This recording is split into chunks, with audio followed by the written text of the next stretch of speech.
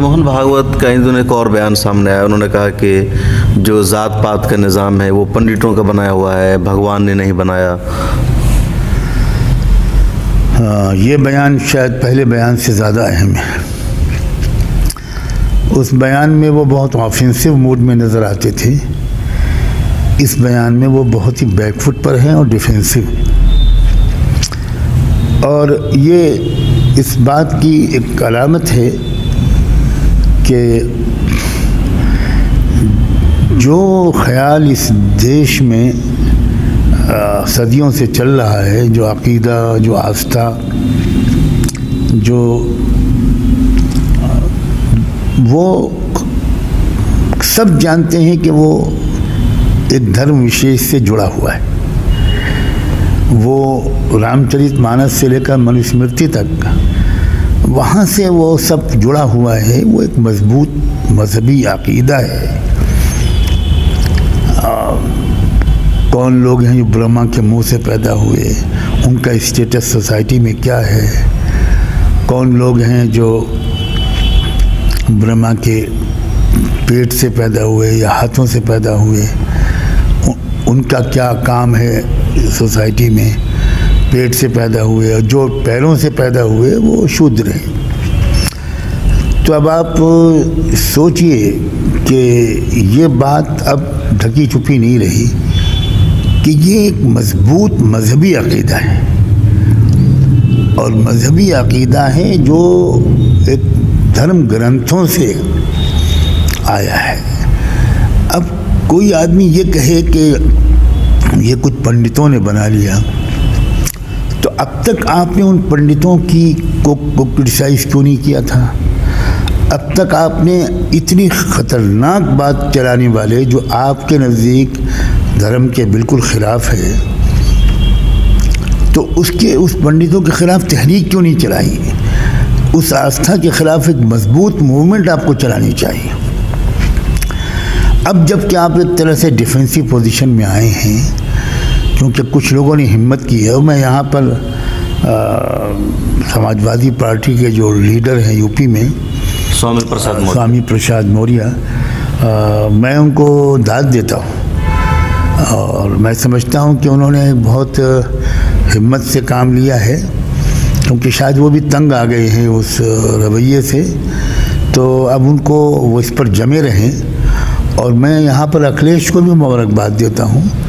अखिलेश ने, हालांकि जिसने ये कहा कि आप फ़ख्र से कहो कि हम शूद्र हैं, तो ये जो अब लड़ाई है, मुझे ये लड़ाई का लफ्ज़ इस्तेमाल नहीं करना चाहिए, लेकिन मैं मजबूर हूँ कि ये लड़ाई ही का लफ्ज़ शायद इसके लिए मुनासिब है, जो सदियों से दबाई जा रही थी।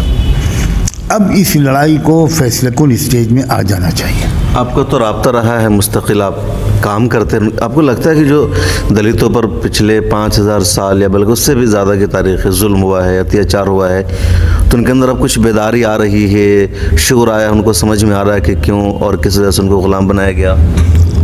देखिए, कोई कौम अगर ग़ुलाम बना दी जाती है तो ग़ुलामी का असर कौम की इकोनॉमिक हालात पर, कौम के पॉलिटिकल हालत पर जो पड़ता है वो तो सब जानते हैं। लेकिन कौम की जो मानसिकता होती है, जो माइंडसेट हो जाता है, जो साइकी होती है, कौम की नफ्सियात टूट जाती है। कौम बिल्कुल ग़ुलामी की नफ्सियात में मुब्तला हो जाती है। मैं तो यहाँ तक कहने को तैयार हूँ कि 70-75 साल हुए मुसलमानों को ग़ुलाम बने इस मुल्क में।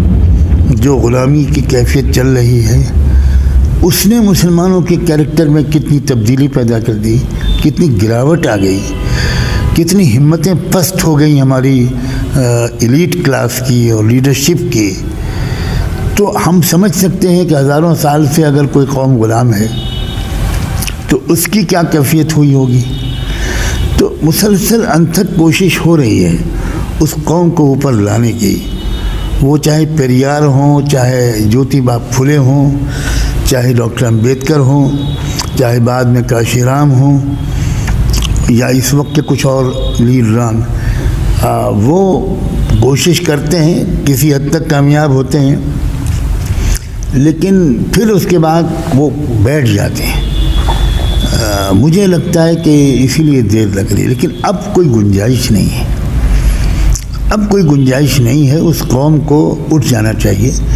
वो तमाम लोग जो उस कौम में काम कर रहे हैं, उसके जितने भी लीडर्स पहले गुजरे वो तो गुजर गए, जो अब हैं, जो रीजनल लेवल पर या नेशनल लेवल पर कुछ ऐसी तहरीकें चला रहे हैं, मैं उनको ये गुजारिश उनसे करता हूँ कि वो अब खुदा के लिए एक मकसद के लिए इकट्ठा हो जाएं।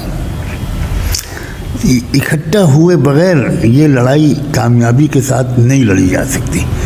अलग अलग लड़ रहे हैं, सब अपने अपने संगठन अलग बनाए हुए हैं। बिल्कुल सही है कि अपने अपने संगठन अलग बनाए रखिए, लेकिन कॉमन मिनिमम प्रोग्राम के तहत कभी कभी इकट्ठा भी हो जाइए और इकट्ठा होकर इस आंदोलन को चलाइए। माइनॉरिटीज़ इसमें शामिल हों, ओबीसीज़ शामिल हों।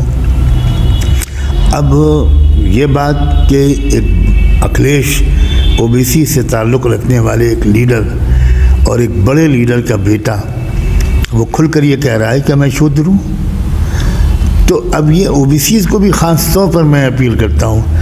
ओबीसी की आबादी 52 या 54 या 56% बताई जाती है जी। और बहुत दिनों से ओबीसी जो हैं वो आरएसएस और इन ताकतों की बैकबोन बने हुए हैं।